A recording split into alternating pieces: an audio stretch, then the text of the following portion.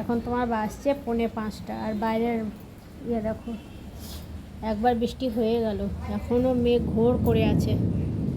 দেখো মেঘ ডাকছে কত, সব বৃষ্টিতে একদম চারিদিক ভিজে। এই দেখো সব এগুলো জল, দেখো জল দাঁড়িয়ে আছে। এত বৃষ্টি হয়েছে যে মানে পার হচ্ছে না, এখন দাঁড়িয়ে আছে। আরও ছিল, কমে গেল আস্তে আস্তে। আর আমি নিয়ে বসেছি নারকেল, বললাম যে গুড়ের নাড়টাও বানিয়ে নেবো বিকেলে, তাই বসেছি এখন গুড়ার জন্য। চুল আমার ঠিক হবে না।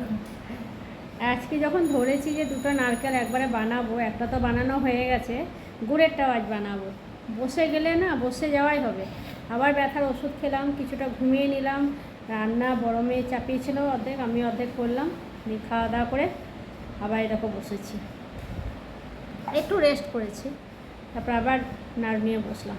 এবার এই নাড়ুটা বানাবো, দিয়ে আবার একটা ব্যথার ওষুধ খাবো, ব্যাস কমপ্লিট। তাহলে কুড়তে লাগে আবার কি, সব কিছু রেডি হয়ে আছে। বাইরের তো মেঘ কালো করে আছে, কিছু করার নাই। নারকেলটা কুড়ে আমি নাড়ুটাকে আগে বানাই। এই পুজোর সময় এই এক টেনশন, আগে বানানো হয় না, আর আগে বানানো হলেও শেষ হয়ে যায়, আমার থাকে না। তা কুড়ে নিই।